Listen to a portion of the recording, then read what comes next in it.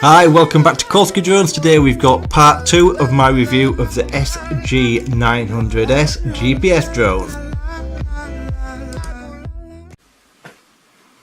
Hi, welcome back to Kolsky Drones. So today I've got part 2 of the SG900S. So I've had about 5 or 6 flights for this now. In the normal way I do this, at the end of, when I finish doing this bit, there'll be some flight footage, there'll also be some footage recorded with my GoPro, and there'll also be some screen recorder footage. They're all going to be separate because I'd rather show them all on the big screen and you can get a better idea of the image. So before we go any further, one thing I must do is apologise from the first video. So let me just take the battery out of this. So I did say it had no SD card slot, and then I kept looking and reading and it said, I thought, well, why hasn't it got an SD card? So if you look at here, I've had to smash this open because the SD card slot is buried under that bit of plastic. If you can see that, hope you can. So if you do buy one of these, you will need to do that, I'd imagine, because it's on the circuit board. So I can't imagine how it'll be any higher on yours. So as I say, I've had to cut it open, and you can get to the 1080p. So then it'll record in 1080p. It will only record in 720 when it's going back to your phone, and that's what made me look. So one thing to be aware of, and I'm sorry that I didn't realise that the first time. So now it does record to the SD card. Records to the SD card from the transmitter. If you hit the record button on your phone, it won't record to the SD card, it'll just record to your phone. The phone will only do 720, and I must warn you now, the phone drops rates like it's going out of fashion. It only records in 15 frames per second in 720p, and it drops a lot of frames.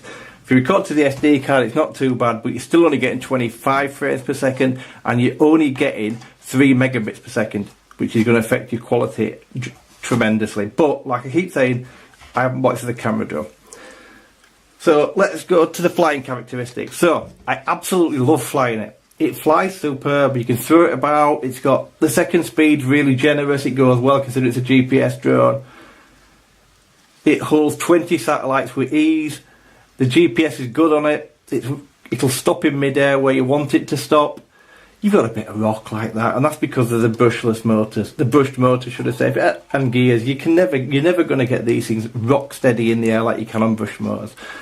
But that aside, it does fly really, really nicely.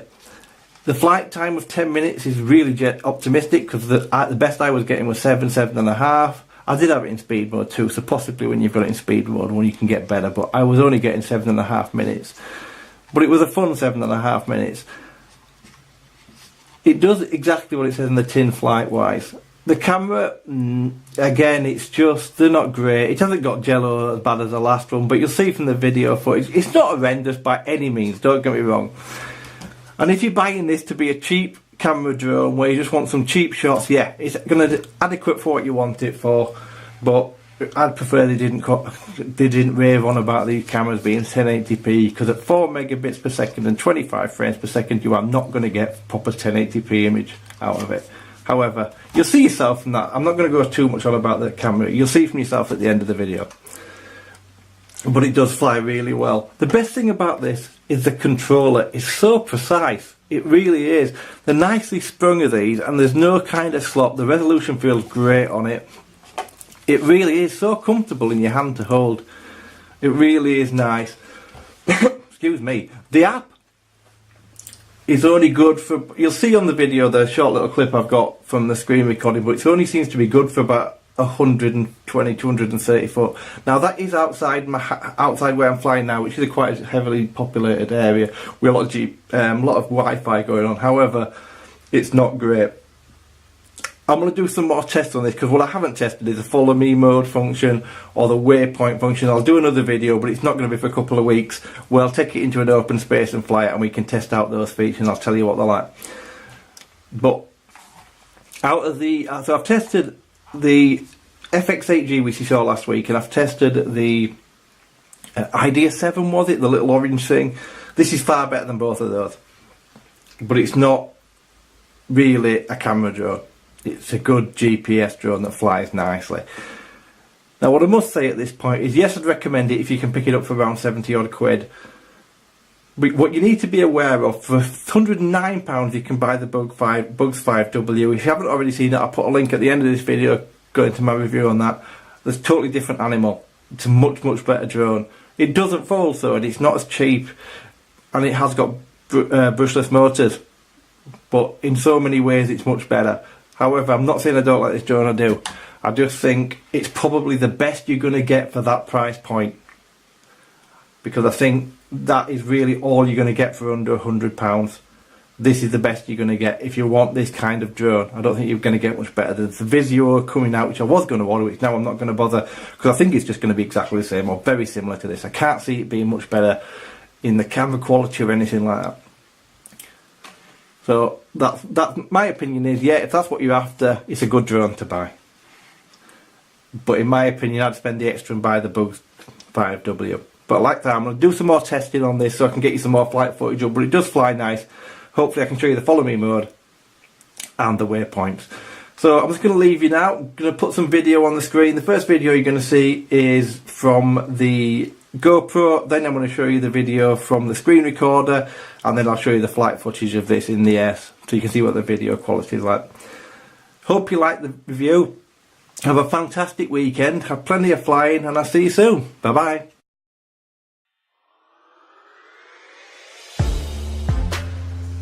So this is the image recorded from the screen recorder, and as you can see it's a little bit jerky, the frame rate's not great, and you'll see it drop in and out probably in the video you're watching.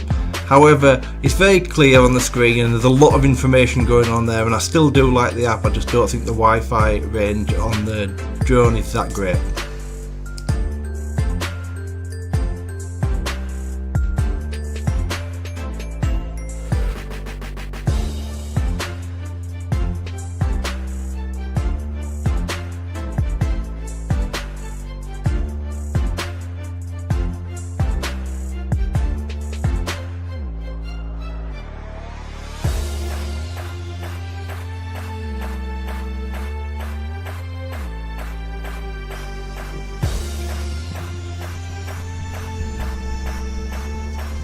So this is the footage recorded with my GoPro. I don't know if you can see very well because it is a bit of a distance away, but you can probably see how smooth it flies across the air and the speed of it, and hope you can get some kind of impression of that and the stability of it.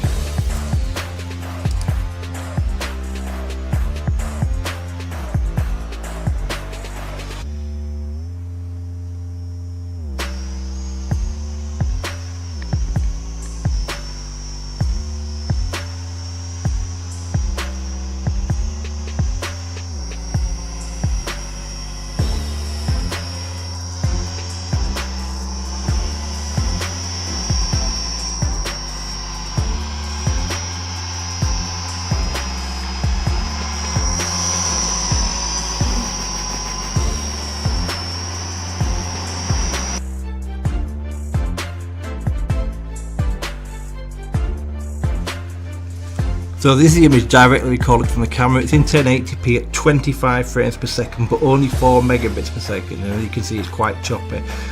There's no real jello, it's a movement of the drone because there's no stabilisation at all on the camera, and it's probably what you're going to get at this price point. There probably isn't going to be much better, so this is about the standard you can expect.